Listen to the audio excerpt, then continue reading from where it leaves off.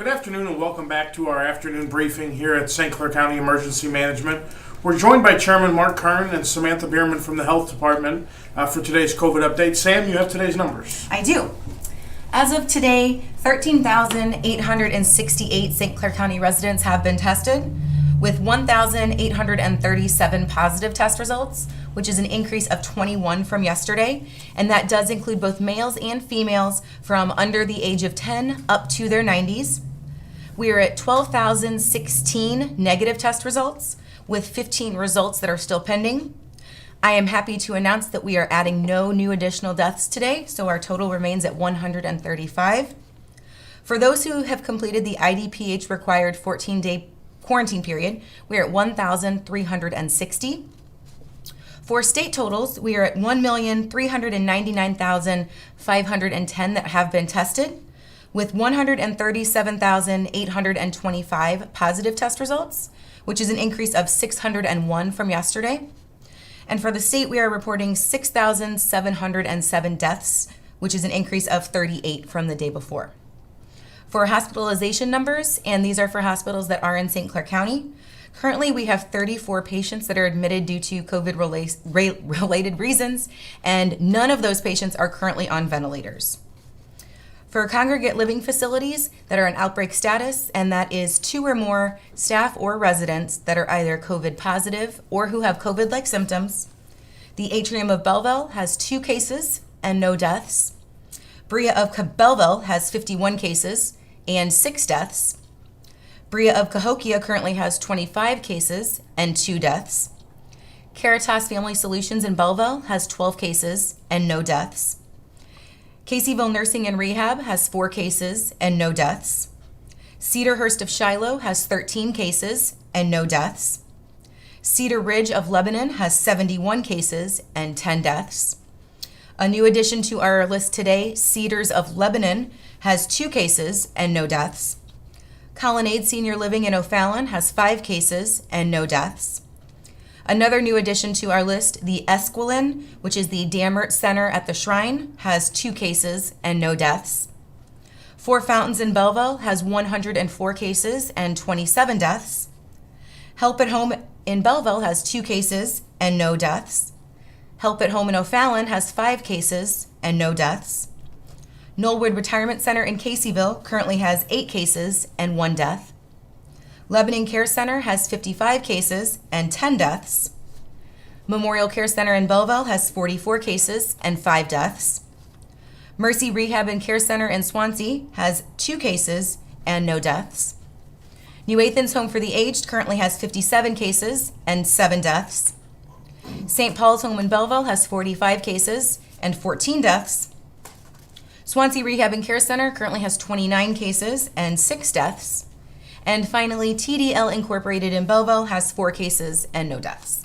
And now I will turn it over to Chairman Kern for his update. Thanks, Sam. Good numbers today. First day that we have seen no one on a ventilator. In quite a while. Yes. That's good news. That's great. Yes. Great news is right. Today, Governor Pritzker and the Illinois Department of Public Health announced the guidelines and the plan for reopening schools in the fall. That's a significant development. I know a lot of parents, a lot of people have been asking questions about whether schools were going to be allowed to reopen, when they were going to be allowed to reopen. The guidance is probably about 60 pages, but in a brief looking at those pages, it appears that this is all very doable, requires social distancing, a lot of the things that we've been doing to protect our kids. But it looks like it's all going to happen, and it's all very doable. Tomorrow, we will have Susan Sarfati here, who's the head of the Regional Office of Education, Superintendent. And so she's going to be here to talk about, after she has a chance to review all of the 60 pages of documents, to just kind of give us a synopsis as to how it's going to look in the fall. But that's all very encouraging news. And that's all because our numbers are low and getting lower. That's the reason we're in phase 4. That's the reason we're able to move ahead in the fall. So let's just make sure we keep all that moving ahead. That's going to be key to make sure our lives get back to normal. Not even a new normal. We're looking forward to normal. This time we'll do the zip code reports today.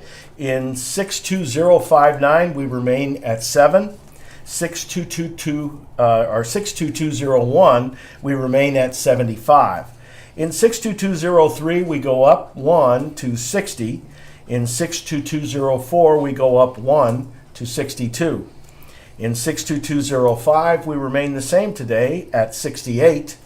In 62206, we're actually going to go down 1 today to 154. And remember, if it goes down, it may mean that someone transferred to a different zip code. There might have been a zip code misreported when a person went into a facility or hospital. So we're changing that number today for complete accuracy.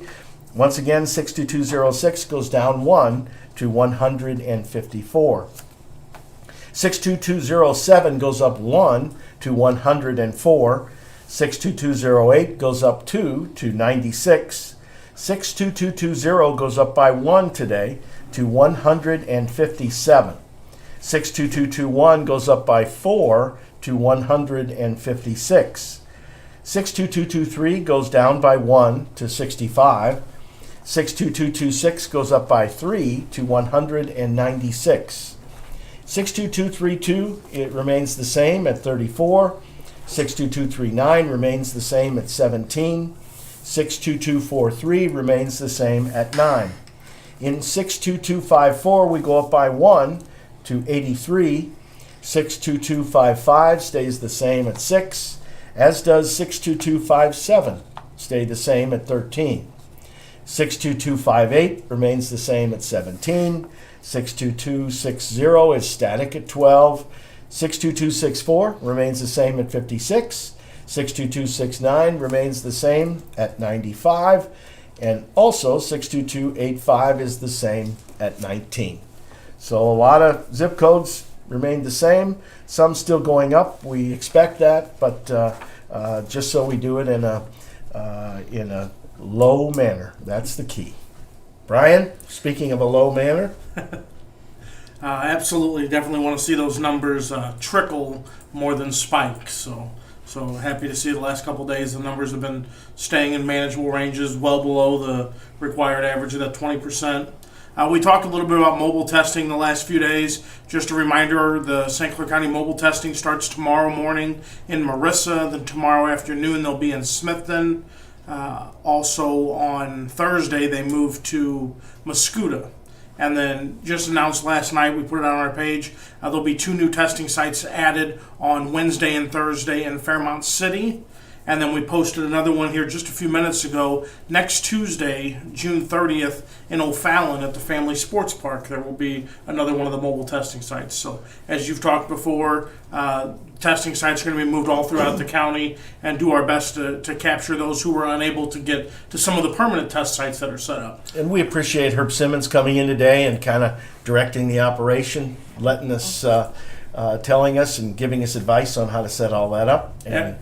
And we appreciate Herb, and hopefully we get him back on this thing pretty quick. Absolutely. As you mentioned, he was here again this morning, here yesterday morning, helping keep things going. He participated in our conference call. We had our conference call with the mayors and all the first responder chiefs today, just to go over the latest information that we received, discuss the Phase 4 guidance, and how everything's going moving forward into Phase 4 and beyond. So we appreciate everyone joining us here each day, being a part of Team St. Clair.